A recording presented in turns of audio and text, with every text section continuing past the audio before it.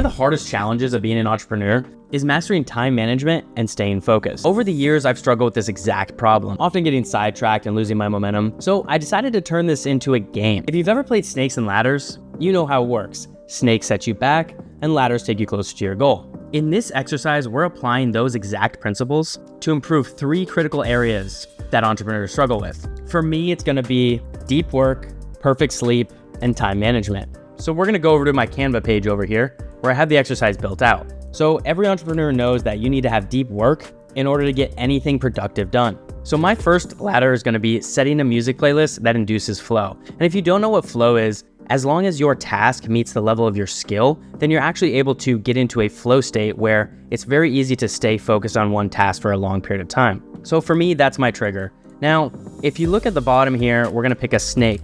And having my phone near me during my time block that I'm trying to work is a big no-no for me. What happens is I'm gonna check that phone constantly, I'm gonna get notifications, and that's gonna pull me out of flow state. Now, I don't know about you, but if you're on Google Chrome and your tabs look like this, then it's gonna be very hard to stay focused on one single task. So what I like to do is make sure that when I have too many tasks open, I make sure I start a brand new Google Chrome page. Now, if you guys have ever heard of Parkinsons Law, it states that work expands to the available time allotted. So if you don't have an actual timer set up for a specific task, what's gonna happen is it's gonna take all the way up until it's actually due for it to happen. Have you ever had a paper due in college and you rush at the last minute to fill it and do it, even though you had 3 weeks to complete it? Well, this is pretty much what Parkinson's Law is. So what I do to avoid this, I have a program called Live Split.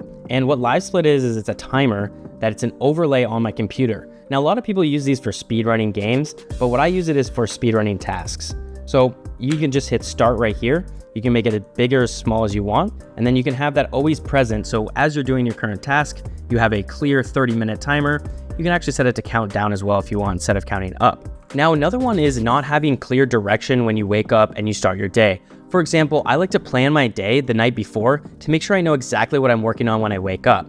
Otherwise, it's very hard to get focused on one particular task. So what I do is I make sure that my most meaningful task is blocked clearly out, and it's the highest ROI thing that I can do upon waking. Now, one of the snakes that really takes me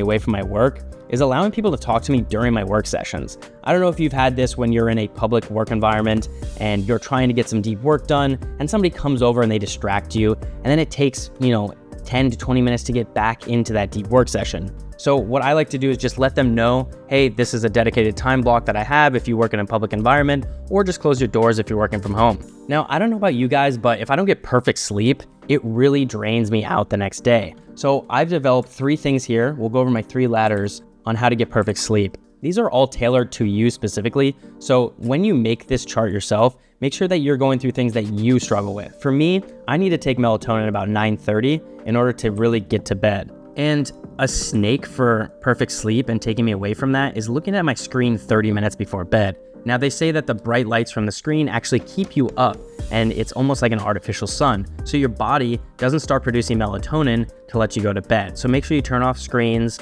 about 30 minutes before you go to sleep, and then that way you'll be able to fall asleep quicker. Now, another snake is having coffee or pre-workout after 4 p.m. I don't know about you guys, but when I have a late workout or I have had coffee late in the day, it is very hard to get to sleep. So I make sure I have a cutoff time, and that cutoff time is 4 p.m. Now, if you're one of the crazy people that can drink a pot of coffee and go to sleep, more power to you.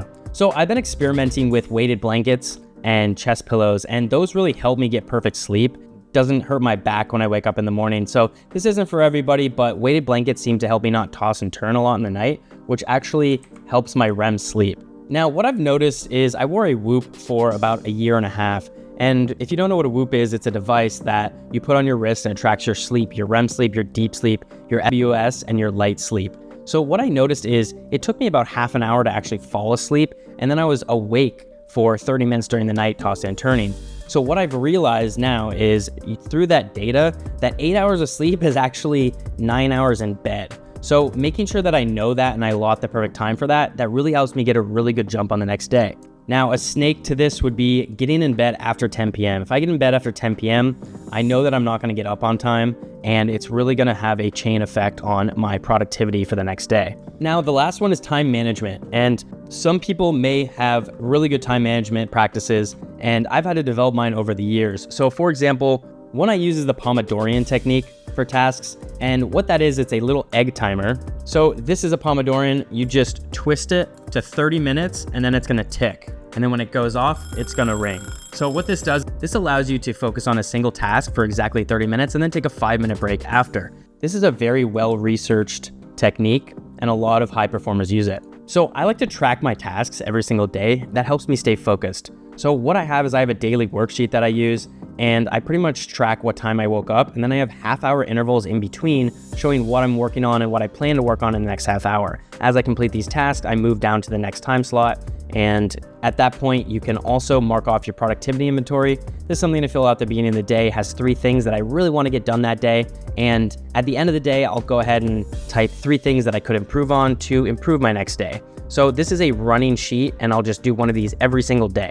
A good thing for me for time management is making sure I complete 8 hours of tasks every single day. And the great thing about that tracker I just showed you is you can really keep focus on a singular task until it's complete, because I'm only allotting half an hour for that task. If it runs over, I'll just take the next half-hour time block. So for me, time management really means staying on task. Now, there's a lot of snakes in this space. For example, time management has been an issue for many people, pretty much probably everybody. So not having clearly defined tasks is a big pitfall for me. If I don't have clearly defined tasks on what I'm working on, then it's very easy to get sidetracked and not know exactly how to move forward.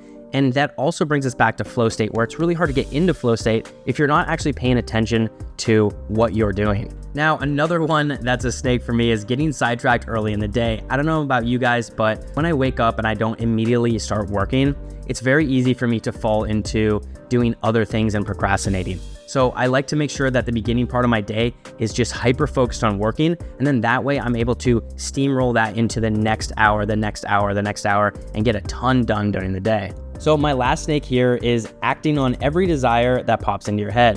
Delayed gratification is a really good thing to practice. If anything that pops into your head pulls you in one direction or another, then you're very easily distracted. So making sure that you know what you're doing for that time slot and you're able to push off certain desires for later in the day, it makes getting your work done a lot easier. Now, I challenge you to do your own snakes and ladders. Find 3 things that you could improve on or want to improve on for the next year, and identify what moves you closer to your goal and what moves you further away. It may not be deep work, perfect sleep, and time management. Those may not be what you're struggling with. If you want to download this game and play snakes and ladders for yourself, go ahead and click the link down below, and it'll take you to my free school community where you can download it for free. I'd love to hear what your guys' snakes and ladders are. I'll catch you in the next one.